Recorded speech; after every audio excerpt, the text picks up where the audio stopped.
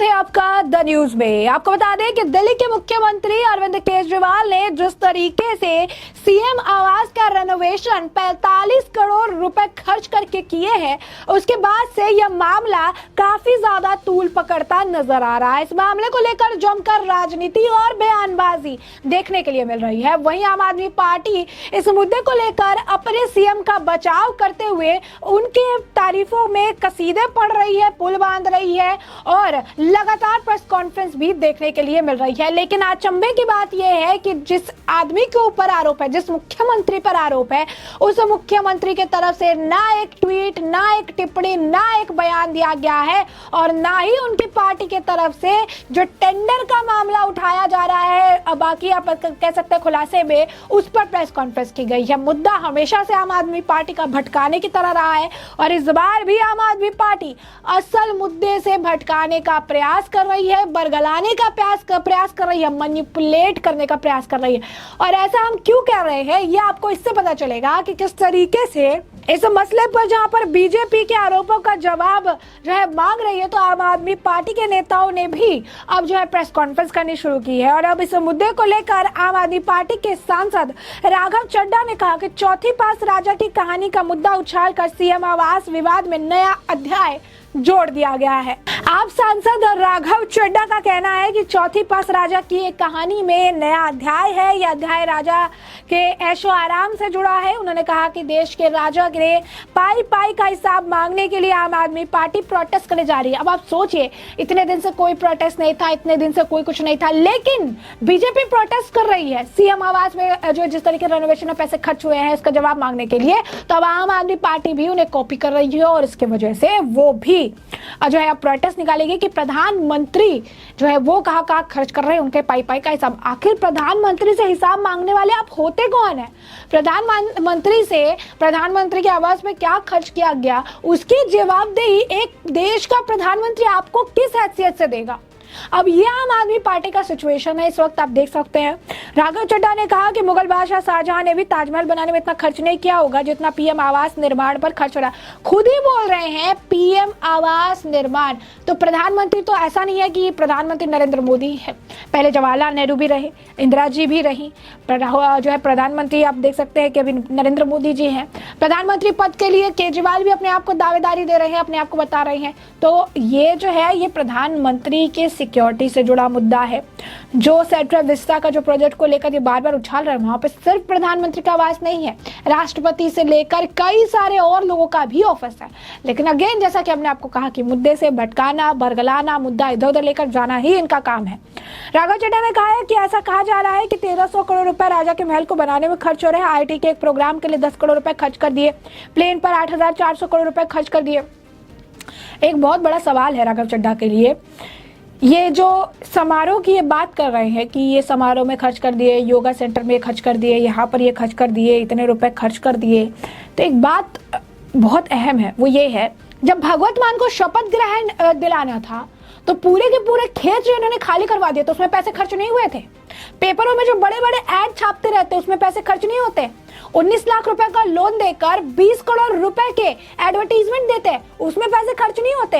8400 का जो जहाज खरीदा जा रहा है, तो ये जनता के पैसे की है, ये जनता दे रही है। तो प्रधानमंत्री जहाज में नहीं तो कहां पे चलेंगे? पैदल पद यात्रा करेंगे। विदेश जाने के लिए हवाई जहाज में बैठने की जरूरत नहीं है। विदेश जाने के लिए तो प्रधानमंत्री को यहीं से हवाई यात्रा नहीं करवाई जा सकती है, उन्हें यहीं से वहां पर छूमंतर कर दिया जाता है। ये कैसी आप कह सकते हैं कि बातें हैं, ये कैसा बयान है कि हवाई जहाज का इस्तेमाल करते हैं, इतने करोड़ कह रहे हैं। हवाई जहाज का जितना अमाउंट है उतना आपको पे करना पड़ेगा। हवाई जहाज या एरोप्लेन जो है, एयरप्लेन ऐसा तो है नहीं कि जिसमें आप जाओगे और 20 रुपए के कपड़े खरीदो, भैया 10 रुपए में दे दो। इसमें तो आप बचत कर नहीं सकते हो, जितना उसका अमाउंट है आपको उतना पे करना पड़ेगा। अब इसको भी ये इंक्लूड कर रहे हैं, इसको भी ये बता रहे हैं कि इतने इतने खर्च हो रहे हैं, ये कर रहे हैं, वो कर रहे हैं, ऐसा कर रहे हैं। तो अरविंद केजरीवाल 5 रुपए की कलम लेकर जेब में चलते हैं, तो 8 लाख रुपए का पर्दा लगाने की क्या जरूरत आन पड़ी थी, ये बताइए। ये तो जनता को दिखावा ही है ना कि 5 रुपए की कलम हम अपने पॉकेट में लेकर मुख्यमंत्री हो कि मैं 5 रुपए की कलम का इस्तेमाल करता हूं और मेरे घर में जो सबसे छुपा हुआ है, जो जनता ना देखती है ना जानती है, मैं 8 लाख का पर्दा लगाऊंगा, मैं जो है करोड़ों का टाइल्स लगवाऊंगा, मैं 25 लाख का गीजर लगवाऊंगा, मैं जो है 1-1 लाख रुपए हर बाथरूम के रेनोवेशन में खर्च करूंगा, मैं जो है 2 करोड़ 60 लाख रुपए इलेक्ट्रिसिटी का बिल भरूंगा। तो ये जो है ये मुख्यमंत्री का काम है। तो अब देखिए कि ये सबसे बड़ी बात जो टेंडर का मामला था, टेंडर के मुद्दे पर तो पूरे प्रेस कॉन्फ्रेंस में राघव चड्ढा ने एक बात नहीं कही, पूरे प्रेस कॉन्फ्रेंस में इनके आम आदमी पार्टी के नेताओं ने बात नहीं कही। आखिर टेंडर के मुद्दे पे क्यों नहीं कह रहे हैं? रेनोवेशन की बात है या टेंडर देने का जो प्रधानमंत्री में भी इतने पैसे खर्च हो रहे हैं, ये तो सार्वजनिक तौर पर खर्च हो रहे हैं, तो सार्वजनिक तौर पर लोगों को पता है, इसी वजह से आपको भी पता है। इसके लिए कोई ऑपरेशन करने की जरूरत नहीं पड़ी थी। आपकी तरह शीश महल ऑपरेशन करके खुलासा नहीं करना पड़ा था कि इतने पैसे लगे, क्योंकि इसमें इतने पैसे लगे हैं और ये सार्वजनिक पब्लिक डोमेन में ये मौजूद है कि इतने पैसे यहाँ ऐसे खर्च हुए। लेकिन आपने जो खर्च किया, आपने टेंडर के लिए 9 करोड़ 99 लाख रख लिया, आपने कभी 1 करोड़ निकाले, कभी 7 करोड़ निकाले, कभी 8 करोड़ रुपए निकाले, ताकि अधिकारियों के पास फाइल ना जाए। ये सरासर ये जो एक बड़ा टेंडर से जुड़ा सवाल है, इस पर इस मुद्दे पर एक प्रेस कॉन्फ्रेंस नहीं की गई। फिर से चौथी पास राजा की कहानी इन्होंने शुरू कर दी और इसके साथ ये भी कह रही है कि बहुत पढ़ा लिखा है ये सूबे का मुख्यमंत्री और इस वजह से ये डर गए हैं। सबसे ज्यादा पढ़ा लिखा मुख्यमंत्री है, यानी ये बता रहे हैं कि मुख्यमंत्री बनने के लिए आपकी क्वालिफिकेशन ये होना चाहिए कि भले आप भ्रष्टाचारी हो, भले आप घर में जनता की कमाई का 8 लाख रुपए का पर्दा लगा दो, 25 लाख का गीजर लगा दो, 2.5 करोड़ रुपए की लाइट लगवा दो, लेकिन आपको पढ़ा लिखा होना चाहिए। आप सारे भ्रष्टाचार करो, जो भी करो, लेकिन आपको पढ़ा लिखा होना चाहिए। क्यों? क्योंकि आप पढ़े लिखे रहेंगे तो आप मुख्यमंत्री बन सकते हैं, बेहतर मुख्यमंत्री बन सकते हैं। फिर कहते हैं कि मोहल्ला क्लिनिक बहुत अच्छा दिया। जब मोहल्ला क्लिनिक अच्छा दिया तो मनीष सिसोदिया की पत्नी को अपोलो में क्यों एडमिट करवाया? उन्हें मोहल्ला क्लिनिक में जांच करवाना चाहिए था, मोहल्ला क्लिनिक में दिखाना चाहिए था। फिर कहते हैं बेस्ट एजुकेशन सिस्टम दी। आए दिन एजुकेशन सिस्टम की पोल खुलती रहती है, पेपर में छपवाने के लिए जो है प्राइवेट स्कूल में जाना करता है। कह रही है कि बड़ी बड़ी बिल्डिंगें हमने बनवाई। एक बिल्डिंग तो जब नेता गए थे तो एक बिल्डिंग सौरभ भारद्वाज दिखा नहीं पाए थे, जो वीडियो वायरल हुआ था और इनकी फजीयत हुई थी। तो ये मुंह पर झूठ कहते हैं, सफेद झूठ बोलते हैं ये, और ये सफेद झूठ बोलने का काम इन्होंने शुरू किया है, जनता को मुद्दे से भटकाने का काम शुरू किया है और असल मुद्दे पर बात नहीं करने की कसम खा ली है। शराब घोटाले के दौरान भी यही था। प्रेस कॉन्फ्रेंस में एक बार भी शराब घोटाले से जुड़ी एक बात नहीं कही गई। शिक्षा करते हैं, शिक्षा बहुत अच्छे मंत्री है, शिक्षा कर दिया उन्होंने, बच्चों को स्कूल डाल दिया, सब कुछ कर दिया। ये कह रहे हैं कि वर्ल्ड क्लास जो है हमारे यहाँ एजुकेशन सिस्टम है, वर्ल्ड क्लास गरीब बच्चों को जो है पढ़ाई मिलती है। तो आपके बच्चे प्राइवेट स्कूल में करने क्या जाते हैं? वर्ल्ड क्लास सुविधा है तो फिर करकट बिछा के गर्मियों में बच्चों को उस गर्मी में बदहाल होने के लिए क्यों छोड़ दिया जाता है? जब रिपोर्टर असलियत दिखाने जाता है तो उसका कैमरा क्यों तोड़ दिया जाता है? जब वर्ल्ड क्लास एजुकेशन सिस्टम है तो उसे पेपर में छपवाने के लिए आपको इतनी सारी मुशक्कतें क्यों करनी पड़ती है?